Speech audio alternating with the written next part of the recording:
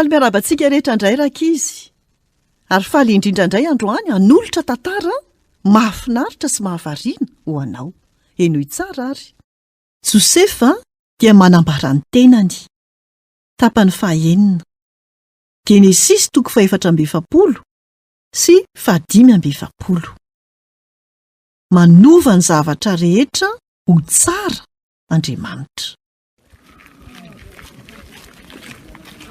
Tena andro mampieta-po ity andro ity. Nanao difandroana akany Ejipta indray ny rahalahin Josefa mba hividy vary.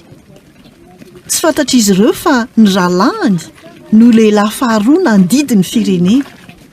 Ilaina midin'izy ireo ho andevo 20 taona lasa izay, satria nialina azy izy ireo. Nanome baiko anomanana fety i Josefa.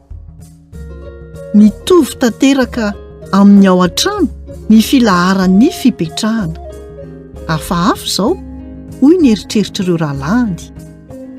Rehefa teny an-dalana ody izy ireo no ny farany, niaraka tamin'ny lasaka ny feno vary, dia tena afa-po tokoa.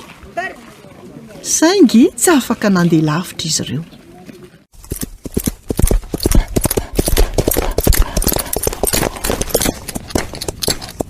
Mijanono, aza mihetsika. Nangalarinareo ny kapoakan'ny divay volafotsy izay any tompoko.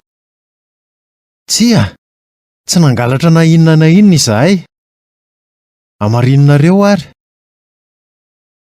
Nosavain'ilay mpanompo ny zavatra rehetra.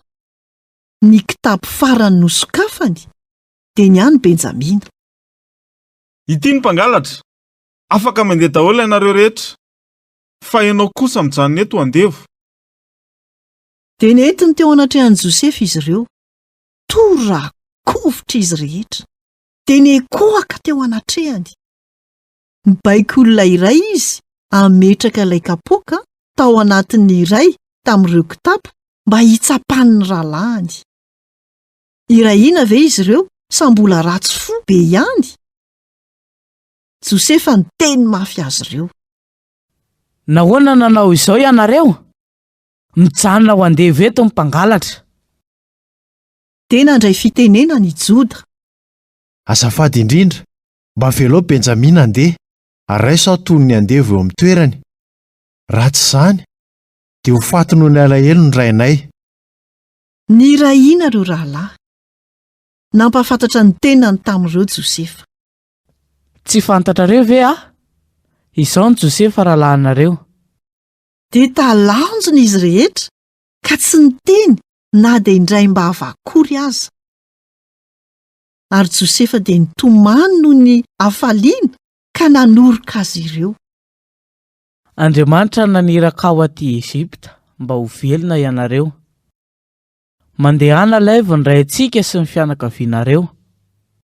5 taona mosarena ny mbola ho avy, fa izao no ikarakaranareo.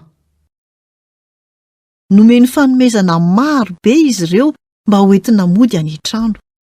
Faly be ny rainy rehefa nandrefa mbola velona i Josefa. Fotoana tsy ela tao aorian'izay, olona 70 no nifindra monina niaraka tamin'ny fananany rehetra ary nanoro-ponenana tany amin'ny faritra tsara indrindra tao Ejipta. Tena fety tokoa izany. 20 taona ty aoriana vao niaona tamin'ny rain'indray Josefa. Nanova ny zavadrehetra ho tsara Andriamanitra, ary niaiky ny tsy nety nataony ihany koa ireo rahalahiny tamin'ny farany. Josefa, mamelà ny elokay tamin'izay rehetra nataonay taminao. Mialatsiny izahay. Mamela anareo ianareo nikasa izany ho ratsy, fa Andriamanitra nanova izany amin'ny tsara. Nanova ny zavadrehetra ho amin'ny tsara Andriamanitra. Ny fikasany dia ny hamelona ny vahoakany. Izay indray no anjara hafatra ho antsika tamin'ity anio ity. Tahiny tompo daholo, nanolotra ny tantara Zokmi.